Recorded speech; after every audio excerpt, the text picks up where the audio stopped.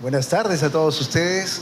Bueno, para quienes no me conocen aún, mi nombre es Juan Manuel Martínez y esta tarde voy a tener el gozo, el privilegio de poder estar con ustedes y compartir un tema que hemos titulado Firmes en la adversidad.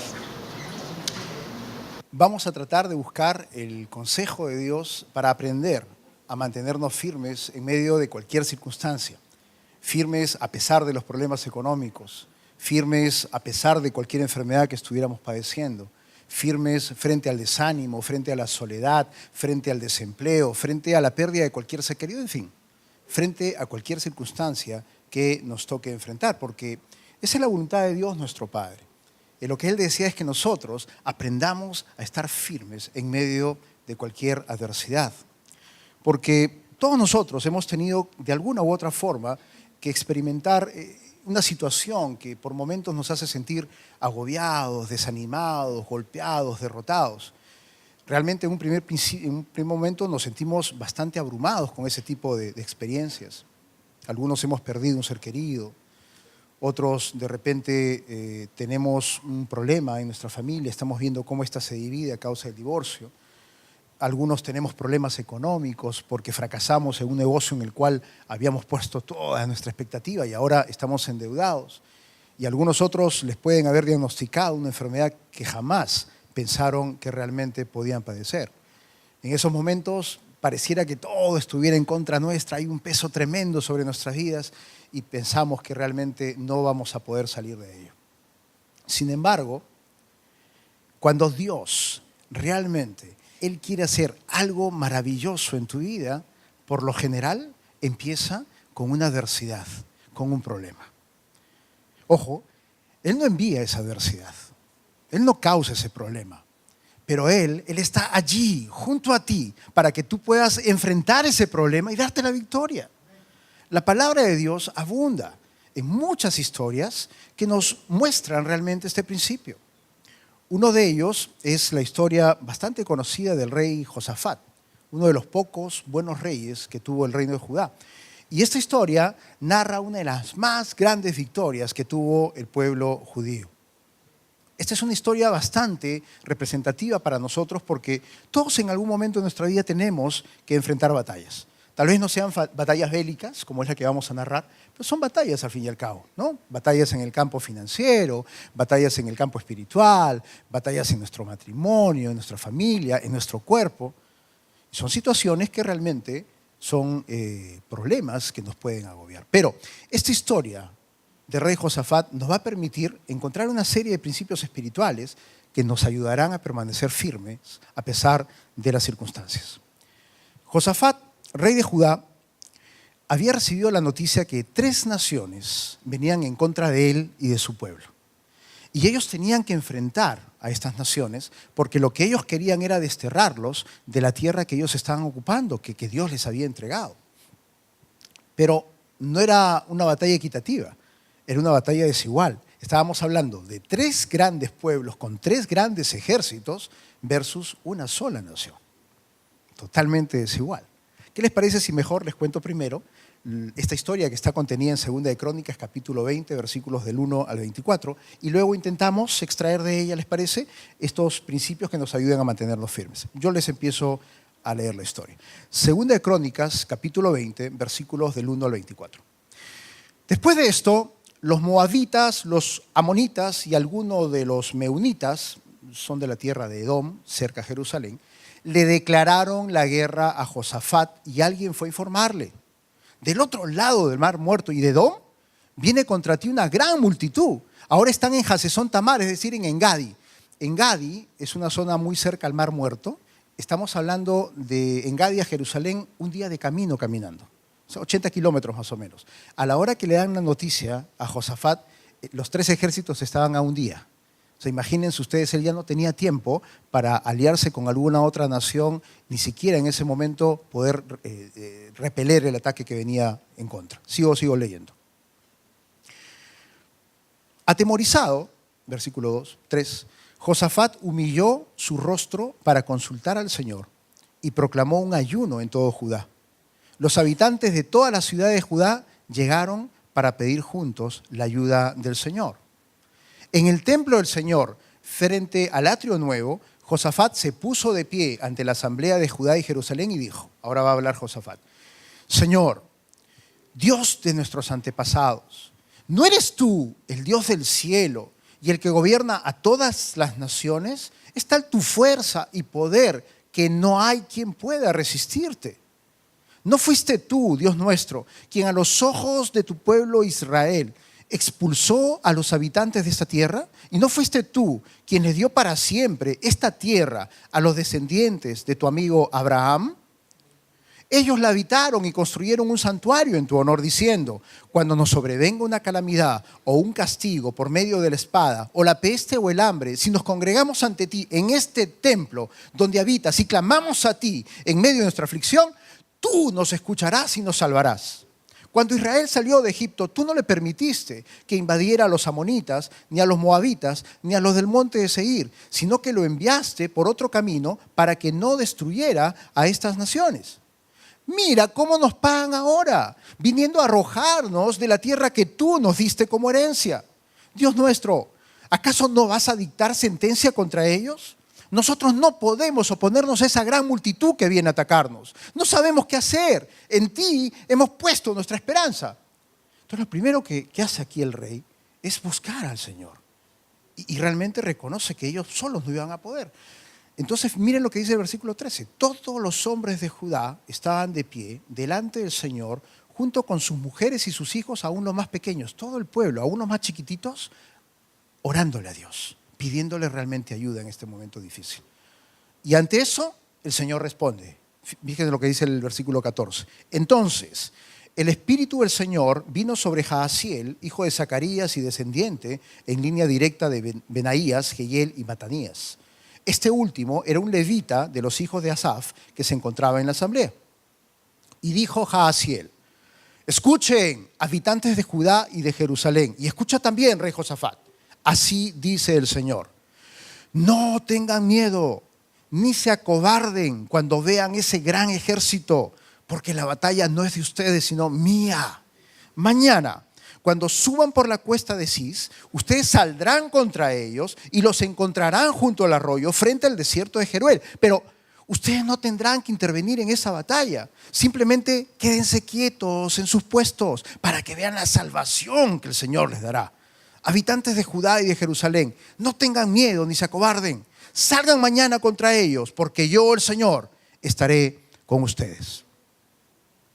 Josafat y todos los habitantes de Judá y de Jerusalén se postraron rostro en tierra y adoraron al Señor. Y los levitas de los hijos de Coat y de Coré se pusieron de pie para alabar al Señor a voz en cuello. Obvio, les había dicho el Señor que ya tenían la victoria y empezaron con júbilo a alabarlo y darle gracias. Al día siguiente, el día de la batalla, madrugaron. Entonces se levantaron temprano para pelear.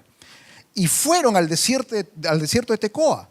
Mientras avanzaban, Josafat se detuvo y dijo, habitantes de Judá y de Jerusalén, escúchenme, confíen en el Señor y serán librados.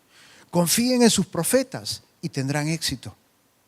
Después de consultar con el pueblo, Josafat designó a los que irían al frente del ejército para cantar al Señor y alabar el esplendor de su santidad con el cántico, den gracias al Señor, su gran misericordia perdura para siempre.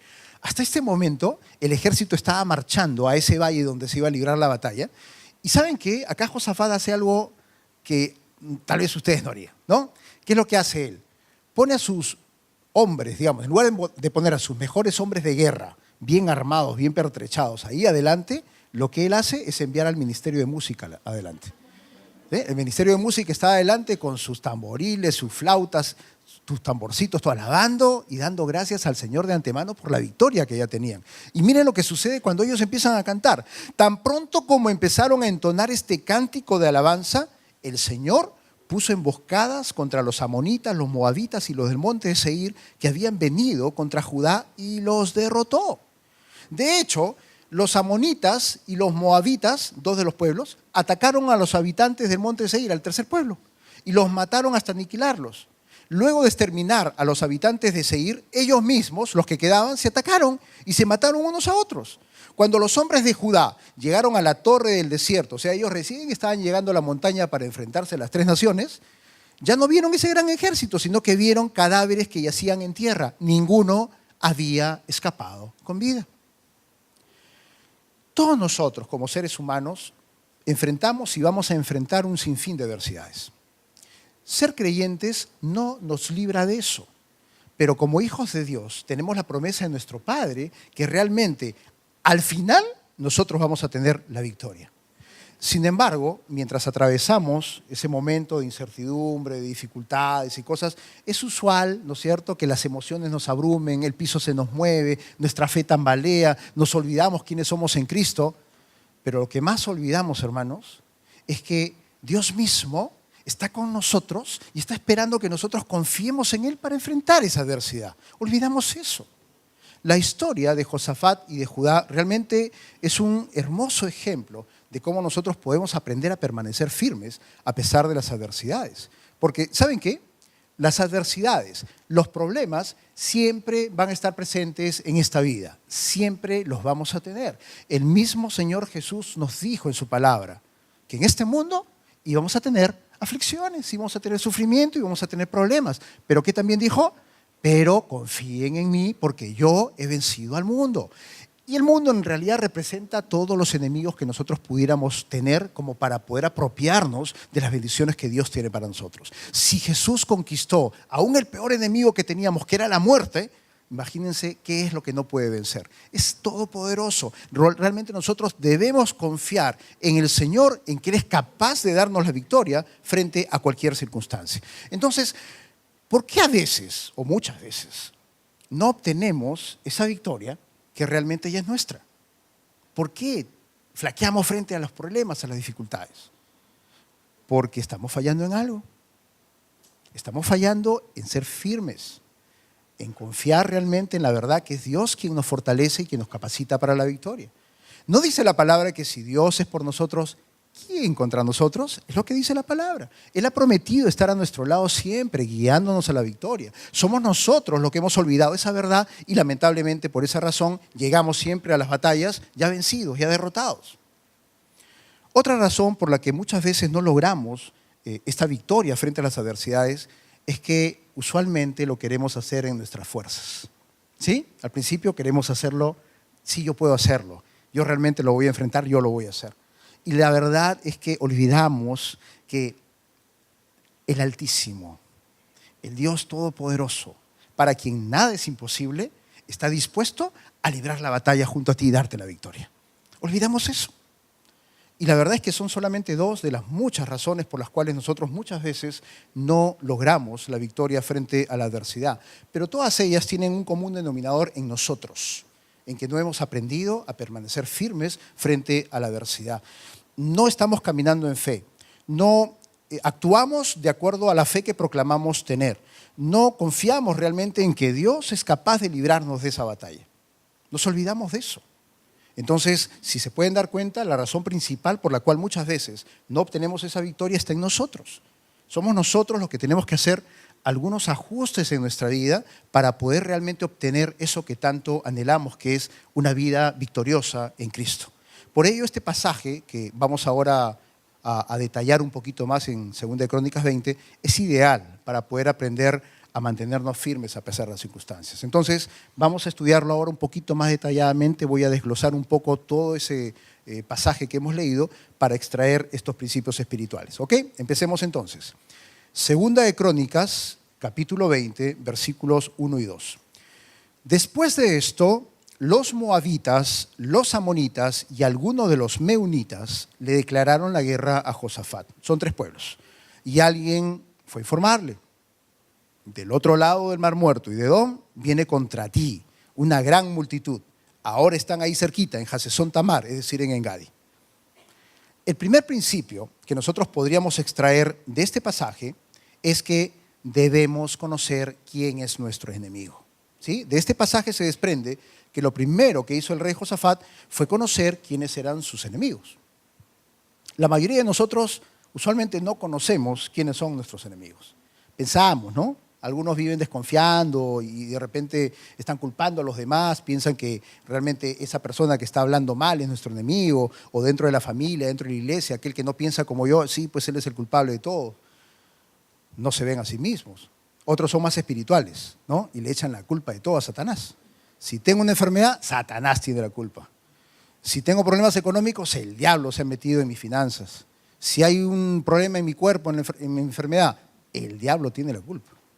Si me metí en problemas matrimoniales, ¿no? Por estar haciendo cosas que no debo, y de repente el diablo tiene la culpa, no es así. Así no funcionan las cosas. Es más, si ustedes se dan cuenta, muchas veces el diablo ni enterado está en qué problema te has metido. Es la verdad. Porque muchas veces tú mismo le facilitas su trabajo cuando, por ejemplo, no sabes manejar tu tarjeta de crédito. Empiezas a gastar y a gastar en cosas que no deberías, o de repente gastas más de la cuenta de lo que te habías presupuestado, no manejas un presupuesto en tu hogar, o de repente no sabes decir no, pues, uy, qué hermoso vestido. Uy, sí, y no era el tiempo para comprar ese vestido o esos zapatos o esa consola de PlayStation, no era el tiempo, pero lo compraste y te metiste en problemas. ¿Qué tiene que ver el diablo ahí en eso? ¿No es cierto? Somos nosotros los que nos hemos metido en problemas. Y la enfermedad, igual. No, que Satanás es el culpable. No, muchas veces la enfermedad viene a nosotros porque no seguimos los sabios consejos que Dios nos ha dado en su palabra. Y seguimos hábitos alimentarios que no nos convienen, no nos edifican. Empezamos a consumir un exceso de grasas, consumimos un exceso de azúcar y sal, comida chatarra, gaseositas, harinas en general, pizza, etc.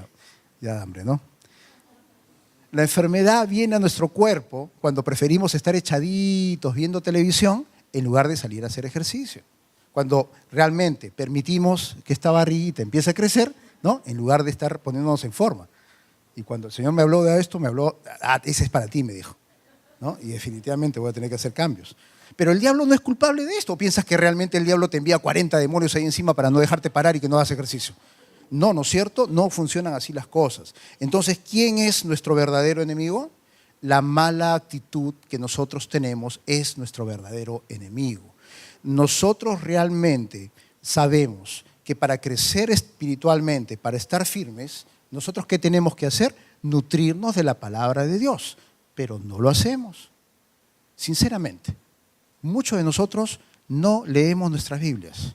Y si lo hacemos, no tomamos tiempo para meditar en ella, que es lo más importante para que el Señor te pueda hablar. Entonces la pregunta es, ¿cómo queremos que nuestra fe sea firme en medio de una adversidad si no hemos incorporado la palabra de Dios a nuestra vida? Entonces tenemos que reconocer que somos nosotros los que ponemos los obstáculos, ponemos los problemas, nosotros mismos creamos las adversidades. Y al final, lo más importante es que no estamos solos, pues, ahí está Dios. Dios junto a nosotros para decirnos, enmienda lo que tienes que enmendar, haz las cosas correctamente, tienes que hacer los cambios necesarios y tú puedes, yo estoy contigo. ¿Amén? Entonces tenemos que hacer esos primeros cambios. Reconozcamos que nosotros tenemos un problema y tenemos que cambiar. Segunda de Crónicas, capítulo 20, versículos 3 y 4. Atemorizado, Josafat humilló su rostro para consultar al Señor y proclamó un ayuno en todo Judá. Los habitantes de todas las ciudades de Judá llegaron para pedir juntos la ayuda del Señor. Un segundo principio que puede extraerse de este pasaje es que usted tiene que aprender a llevar su adversidad al Señor. Miren, acá Josafat, una reacción natural, entró en temor porque estaba enfrentándose a una situación totalmente desesperante. Ya las naciones estaban ahí, ¿no? A tiro de piedra, ahí estaban cerquísima. Y venían para destruirlos. No era, oye, por favor, salgan de la tierra. No era así, era para destruirlos. ¿Qué fue lo que él hizo? Buscó a Dios. ¿Cuántas veces nosotros, en lugar de confiar primero en qué solución le voy a dar, confiamos en Dios? Él lo hizo. Él lo primero que hizo fue proclamó ayuno e hizo que todos los pueblos de Judá, de las tierras aledañas, se congregaran en el templo que ellos habían construido y que tenían, y empezaron a buscar al Señor. La oración debería ser la primera arma, la principal arma que nosotros deberíamos utilizar en las batallas de esta vida, pero no la última, pues. A veces es la última para nosotros. Lamentablemente, la realidad nos dice que nosotros realmente pasamos muy poco tiempo en oración, ¿no? Nos levantamos, Señor, gracias por este día, nos acordamos de algunos versículos que tenemos aquí en nuestro corazón y luego nos vamos a trabajar y nos olvidamos de Dios toda la mañana, tarde, hasta la noche. En la noche, una vez que ya nos estamos acostando, Señor, envía tus ángeles para resolver, y se acabó. Entonces la pregunta es, con esa oración, ¿cómo vamos a aprender a escuchar a Dios? ¿Cómo vamos a recibir su sabio consejo? No lo vamos a poder hacer, ¿no es cierto? No es la forma como Jesús nos enseñó la forma de oración. Si ustedes escarban un poquito la palabra, se van a dar cuenta que Jesús pasaba noches enteras adorando y hablando con Dios. Claro, no les voy a decir que se desvelen para que hagan eso, pero tomen un poquito más de tiempo, búsquenlo a Él. Está escrito realmente que si nosotros podemos buscarlo a Él, Él nos va a responder. Una oración, y es un salmo en realidad, que yo he tratado de incorporar a mi vida, que es un salmo de victoria, es un salmo realmente que nos ayuda muchísimo a sobrellevar los avatares de la vida, es el Salmo 91. Se los voy a presentar ahora, pero de una manera personal. Es decir, lo que quiero es que ustedes lo hablen con su boca y ustedes se personalicen ahí. Ustedes son los que están hablándole a Dios, ¿sí? Porque es la única manera de que ustedes empiecen a caminar en lo que la palabra de Dios nos muestra. Les explico acá esto. Salmo 91. Yo habito al abrigo del Altísimo y moro a la sombra del Omnipotente. Diré yo al Señor, refugio mío y fortaleza mía, mi Dios, en quien confío, porque Él me libra del lazo del cazador y de la peste mortal y de cualquier enfermedad y de cualquier situación. Con sus plumas me cubre y bajo sus alas hallo refugio, escudo y baluarte, su fidelidad. No temo el terror de la noche, ni la flecha que vuela de día, ni la peste o enfermedad que anda en tinieblas, ni la destrucción que hace estragos en medio del día. Yo no tengo temor. Aunque caigan 1000 a mi lado y 10,000 a mi diestra, aunque todo el mundo se muera, a mí no se me acercará esa enfermedad. Con mis ojos miraré y veré la paga de los impíos, porque he puesto al Señor, que es mi refugio, el Altísimo, por mi habitación. Es decir, yo estoy allí con Él. No me sucederá ningún mal, ni plaga se acercará a mi morada, pues Él dará órdenes a sus ángeles acerca de mí para que me guarden en todos sus caminos. En sus manos me llevarán para que mi pie no tropiece en piedra. Sobre el león y la cobra pisaré, es decir, cualquier enfermedad pudiese estar cerca a mí.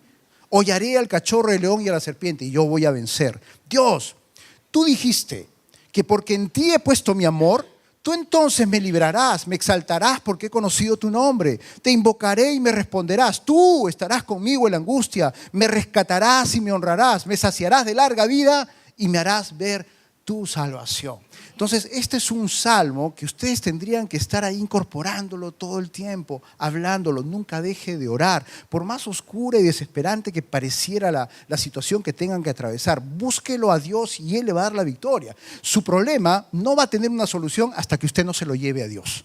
Entonces, lléveselo en oración, búsquelo y Él les va a dar la solución al problema que estén pasando. Vamos a continuar. Segunda de Crónicas, capítulo 20. Versículos 6 al 12. Vamos a extraer el tercer principio de acá. Y dijo, está hablando Josafat, Señor, Dios de nuestros antepasados, ¿no eres tú el Dios del cielo y el que gobierna a todas las naciones? Es tal tu fuerza y tu poder que no hay quien pueda resistirte. Es todopoderoso. ¿No fuiste tú, Dios nuestro, quien a los ojos de tu pueblo Israel expulsó a los habitantes de esta tierra? ¿Y no fuiste tú quien le dio para siempre esta tierra a los descendientes de tu amigo Abraham? Ellos la habitaron y construyeron un santuario en tu honor diciendo, cuando nos sobrevenga una calamidad o un castigo por medio de la espada o la peste o el hambre, si nos congregamos ante ti en este templo donde habitas y clamamos a ti en medio de nuestra aflicción, tú nos escucharás y nos salvarás. Cuando Israel salió de Egipto, tú no le permitiste que invadiera a los amonitas, ni a los moabitas, ni a los del monte de Seir, sino que lo enviaste por otro camino para que no destruyera estas naciones. Mira cómo nos pagan ahora, viniendo a arrojarnos de la tierra que tú nos diste como herencia. Dios nuestro, ¿acaso no vas a dictar sentencia contra ellos? Nosotros no podemos oponernos a esa gran multitud que viene a atacarnos. No sabemos qué hacer. En ti hemos puesto nuestra esperanza. Miren el clamor de este rey. Es un clamor de un rey que se dio cuenta de que ya no había tiempo para hacer absolutamente nada, pero que su refugio realmente estaba en Dios. Él reconoció algo acá. Él reconoció que en sus fuerzas él no iba a poder hacer las cosas. Y eso es precisamente lo que nosotros podemos extraer de este pasaje. El tercer principio que podemos extraer es que tenemos que aprender a reconocer que nosotros solos no podemos. Josafat reconoció que las estrategias que él podía tener y el poder que él podía tener como rey no eran suficientes para solucionar ese problema. Cuando un hombre se enfoca y confía en sus propias habilidades para enfrentar los problemas y en realidad dejamos de confiar en Dios, estamos cometiendo un grave error. ¿En quién debe estar nuestra confianza?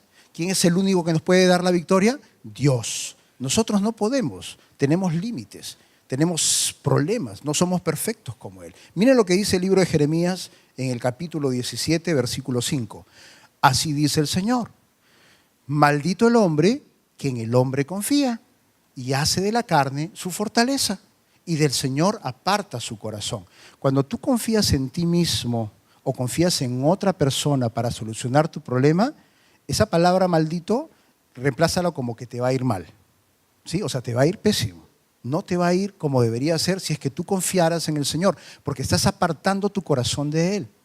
Y la verdad es que cuando nosotros empezamos a confiar en nuestras habilidades naturales y en nuestras propias fuerzas para liberarnos de cualquier situación, estamos alejándonos de nuestro corazón de Dios. Y miren, nosotros podemos utilizar nuestros dones, habilidades y talentos. Podemos utilizar todo el conocimiento que hemos adquirido hasta ahora en nuestra vida. Pueden ustedes utilizar la habilidad que puedan tener para hacer negocios, la autoridad que puedan tener sobre otros hombres. Pueden emplear todo eso. Y aún así, podríamos permanecer sin resolver nuestros problemas. ¿Se dan cuenta? Porque a pesar de lo dotado que nosotros creamos ser o capacitados, puede ser imposible muchas veces para nosotros salir victoriosos frente a alguna adversidad. Entonces, ¿qué tenemos que hacer? ¿Cuál es la solución? Confiar en Dios, poner toda nuestra confianza en Él. Y aquí sí Isaías es claro. Miren lo que dice Isaías en el capítulo 41, versículo 10. No temas, porque yo estoy contigo. Él siempre está con nosotros. El Espíritu Santo mora en nosotros. No desmayes, no te desalientes, porque yo soy tu Dios que te esfuerzo. Dios es el que nos da la fuerza y la capacidad para vencer el problema. Siempre te ayudaré, siempre te sustentaré con la diestra de mi justicia. Cuando llega un momento que ya el problema nos está aplastando y de repente pues tú ya dices, ya fui, ¿no? Nuestras propias fuerzas no han logrado sacarnos del problema. Estás confuso, estás desalentado. Tal vez en ese momento te llegue esa luz a tu mente y digas, tal vez Dios puede ayudarme. Y la respuesta realmente es sí, Dios puede ayudarte. Cuando tú entras en un callejón sin salida, a una posición de total incapacidad, Dios es tu máxima solución. La escasez, la soledad, la enfermedad, el desempleo, cualquier adversidad que tú tengas que enfrentar, tú realmente puedes salir victorioso si te afirmas en la palabra de Dios y pones toda tu confianza en Él. Tú vas a ver cómo vas a disfrutar de la bondad y misericordia de Dios cuando tú pongas toda tu confianza en Él. Entonces, hermanos, reconozcamos, por más que estamos capacitados por todos los estudios y situaciones que hemos podido hacer, no podemos hacer o podemos poner en nuestras fuerzas la solución al problema. Hagamos como el rey Josafat, un rey que reconoció que ante un gran problema la única solución era realmente confiar en Dios. La vida cristiana es una vida sobrenatural, donde nosotros vamos a poder experimentar las promesas de Dios manifestadas en nuestras vidas, pero siempre y cuando nosotros podamos confiar en Él, aprender a confiar en Él. Ahora, noten cómo Dios responde a la oración de Josafat. Vamos a 2 de Crónicas, capítulo 20, versículos 15 al 17. Y dijo Jaasiel, el profeta que habló en esta congregación: escuchen, habitantes de Judá y de Jerusalén, y escuche también, rey Josafat, así dice el Señor: no tengan miedo, ni se acobarden cuando vean ese gran ejército por la cuesta de Cis. A ver. Ustedes saldrán contra ellos y los encontrarán junto al arroyo, frente al desierto de Jeruel. Pero ustedes no tendrán que intervenir en esta batalla. Simplemente quédense quietos en sus puestos para que vean la salvación que el Señor les dará. Habitantes de Judá y de Jerusalén, no tengan miedo ni se acobarden. Salgan mañana contra ellos porque yo, el Señor, estaré con ustedes. Un cuarto principio que podemos extraer de este pasaje es que nosotros debemos aprender a caminar por fe. ¿Qué significa estar quietos cuando tenemos un problema? ¿No? Porque obviamente lo menos que hacemos es estar quietos, pues. Cuando tenemos un problema, está que nos da vuelta en la cabeza, estamos moviéndonos para aquí y para allá tratando de buscar una solución, ¿no es cierto? Pero en realidad aquí el estar quieto es la actitud mental, es la actitud espiritual, es decir, algo que ya viene de tu corazón, de mantener una confianza firme que dice, voy a confiar en Dios y en su poder. Yo realmente voy a gozarme porque Dios ya me ha dado la victoria. Tú de antemano empiezas a declarar la victoria sobre ese problema. Pero nosotros, como creyentes, debemos apelar precisamente a esa fe frente a cualquier adversidad. Y tenemos que hacerlo con gozo, con paciencia, con sabiduría, con confianza en Dios. Estas adversidades van a venir a examinarnos, a ver qué tan firmes estamos, ¿no es cierto? Y si empezamos a tambalear es porque definitivamente faltan algunos ajustes ahí en este edificio que estamos construyendo nosotros. Entonces, si tú realmente quieres permanecer firme, pues tenemos que hacer algo, ¿no es cierto? Y vamos a disfrutar realmente de las bendiciones de Dios. Ahora, ¿en qué debemos estar firmes? El versículo 20 nos lo revela. Segunda de Crónicas, capítulo 20, versículo 20. Al día siguiente, madrugaron y fueron al desierto de Tecoa. Mientras avanzaban, Josafat se detuvo y dijo, habitantes de Judá y de Jerusalén, escúchenme, confíen en el Señor y serán librados. Confíen en sus profetas y tendrán éxito. Acá hay dos claves, ¿sí? Nosotros realmente podremos mantenernos firmes frente a la adversidad cuando aprendemos en primer lugar a confiar en el Señor, a confiar en Dios, a confiar en su carácter, porque Él es fiel. Nosotros podemos depender totalmente de Dios, nunca nos va a decepcionar. La palabra dice que Él no es hombre para que mienta, ni hijo de hombre para que se arrepienta. Si Él te ha prometido algo, Él lo va a hacer, hermanos. Tú tienes que realmente confiar en Él.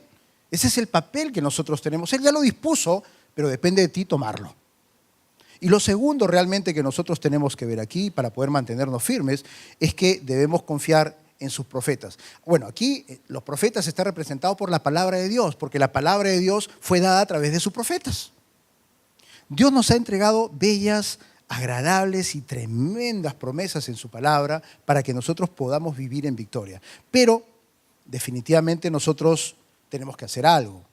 En primer lugar, tenemos que pasar tiempo estudiando la palabra de Dios. Es la única forma de que la Escritura empiece a formar parte de nosotros. Estúdiala, medítala de día y de noche, aprópiate de las bendiciones y promesas que hay para ti ahí. Permite que la palabra de Dios forme parte de tu vida, empieza a caminar conforme la palabra de Dios dice que tú puedes caminar y al final tú tendrás victoria en cualquier circunstancia de esta vida.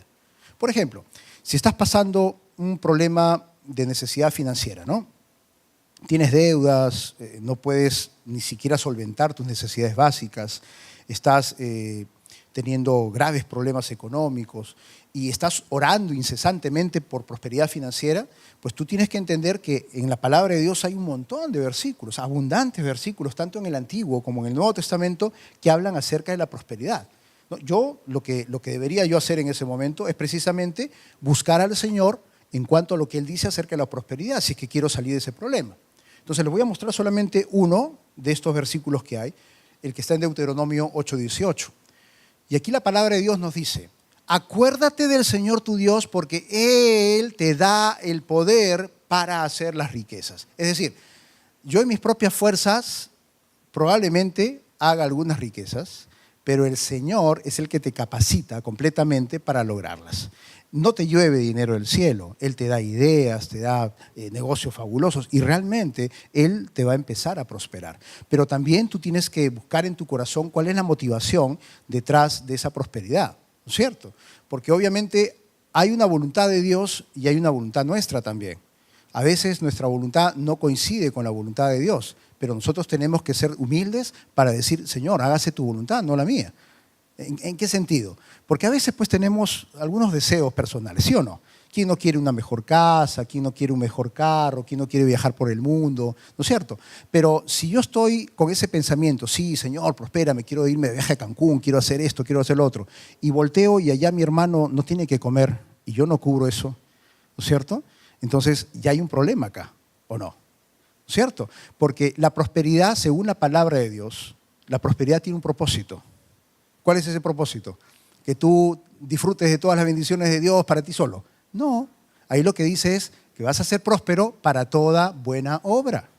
Es la finalidad de la prosperidad, que se haga toda buena obra. ¿Y qué significa hacer toda buena obra? Por ejemplo, ¿no? Sembrar en el reino de Dios. Sembrar en la vida de tus pastores. Cuidar que no les falte algo. Sembrar en la vida de una persona que tiene necesidad. Los amigos venezolanos, por ejemplo, que a veces no tienen que comer, darle para ayudarlos a comer. Si tienen sed, darles al sediento, ayudar al necesitado. Para eso es la finalidad de la prosperidad, que sobreabunde y que haya algo más para poder hacer toda buena obra. Y esa es una buena obra. Pero si yo solamente estoy, Señor, prospérame porque yo quiero esto, yo, y todos se centran en yo, hermano, sigue orando y no vas a encontrar respuesta. Porque a lo mejor la voluntad de Dios no es el deseo que tú tienes en tu corazón. El Señor tiene otro propósito en tu vida. ¿Sí? Pero hay que ver eso. Tenemos que ver eso. Pero sí, el Señor quiere prosperarte. El Señor quiere que tú sobreabundes. El Señor quiere que realmente tú puedas cubrir tus necesidades y puedas ayudar a otras personas, especialmente los de la familia de la fe. Ahora, si estás atravesando por un momento difícil en cuanto a tu salud, ¿no? Hay una enfermedad que está tardando en curar, está ahí, o de repente te han diagnosticado algo incurable, de repente un cáncer o algo así. Entonces tú examina las escrituras que hablan acerca de sanidad. También hay múltiples. En la palabra de Dios, tanto en el Antiguo como en el Nuevo Testamento, hay un montón de versículos que deberíamos nosotros incorporarlos a nuestra vida. Una de ellas, que es la que la voy a mostrar, está en 1 de Pedro 2:24, que es sumamente conocida. Y acá lo que dice es que Jesús llevó nuestros pecados en su cuerpo ahí cuando fue clavado sobre el madero, para que nosotros, estando muertos a los pecados, porque somos nuevas criaturas, vivamos a la justicia y por cuya herida hemos sido sanados. Nótense que dice hemos sido. Hemos sido está en tiempo pasado. ¿Qué quiere decir eso? Quiere decir que la sanidad ya está dispuesta para nosotros desde el mismo momento en que Jesús derramó su sangre en esa cruz. Entonces lo único que tenemos que hacer nosotros es extender nuestra mano de fe, asirnos de esa promesa e incorporarla a nuestra vida y recibir la sanidad que ya está dispuesta para nosotros. Pero para eso, pues tienes que realmente empezar a empaparte de la palabra de Dios. Y ten en cuenta algo, para Dios nada es imposible. Para Él sanarte de cáncer, es igualito que sanarte de un resfrío. Así como no hay pecados chiquitos ni pecados grandes, a los ojos de Dios es pecado y te los perdona. Igualito, no hay enfermedades chiquitas ni enfermedades grandes, sino enfermedades. Y Dios es el Dios de lo imposible. Para Él nada es imposible. Él realmente puede sanarte de un resfrío y de un cáncer por igual. Lo que tú tienes que hacer es incorporar realmente la palabra de Dios a tu vida. Él desea que tú tengas larga vida. Él desea porque Él tiene un propósito para ti. Él quiere que tú cumplas con ese propósito. No pongamos nosotros los obstáculos. Nosotros muchas veces somos los que le ponemos, pero el Señor quiere y tiene trazado un propósito para nosotros. Sigamos en Él. No dejes que el temor o la duda te roben esas promesas. Créele a Dios con todo tu corazón. Sigue sus instrucciones y empieza realmente a disfrutar de la gloria de Dios en tu vida. Sigamos. Segunda de Crónicas 20, versículo 21. Después de consultar con el pueblo, Josafat designó a los que irían al frente del ejército para cantar al Señor y alabar el esplendor de su santidad con el cántico: den gracias al Señor, su gran misericordia perdura para siempre. Ustedes lo que pueden ver aquí, y les dije hace un momento, era que él envía al ministerio, ¿no?, de alabanza, de adoración al frente. El quinto y último principio que podemos extraer de este versículo es el declarar victoria por adelantado. ¿No? Quiero que se imaginen esto, ¿no? Es más o menos la idea mental. Acá hay una montaña enorme, acá hay otra montaña enorme, imagínense estas dos paredes, y acá en el centro está el valle donde se iba a librar la batalla, ¿sí? En esta montaña ya estaban pertrechados los tres ejércitos, una multitud de gente ahí. Y esta todavía estaba vacía, pues porque Judá recién estaba llegando al lugar de la pelea, ¿sí? Y mientras ellos estaban ya esperando que vengan los de Judá, Josafat había enviado al Ministerio de Música adelante a cantar y alabar y dar gracias por la victoria. Y ellos estaban subiendo el monte para luego bajar al valle, y cuando llegan a la parte alta se dan cuenta de que el ejército enemigo había sido aniquilado. No había nadie. Ellos tuvieron que quedarse quietos nada más y ver el panorama. Todos estaban muertos. El mayor esfuerzo que ellos tuvieron que hacer fue recoger el botín. Imagínense. ¿Se dan cuenta? O sea, la victoria que ellos declararon con su boca antes de que llegaran a ver el ejército es porque ya tenían algo acá en su corazón. ya tenían la confianza de que Dios era capaz de librarlos de ese problema. Y es lo que la palabra de Dios nos enseña. Si ustedes se dan cuenta, en 2 Corintios, capítulo 4, versículo 13, Pablo nos dice: pero teniendo el mismo espíritu de fe, conforme a lo que está escrito, creí, por lo cual hablé. Nosotros también creemos, por lo cual también hablamos. Muchas cosas, las cosas que decimos, son cosas que ya están acá en nuestro corazón. Cuando Pablo escribió este versículo, él estaba hablando de una actitud de fe a pesar de las circunstancias. Y vaya si Pablo podía aconsejarnos acerca de eso. Todas las situaciones que él tuvo que enfrentar, y sin embargo él siempre salió airoso.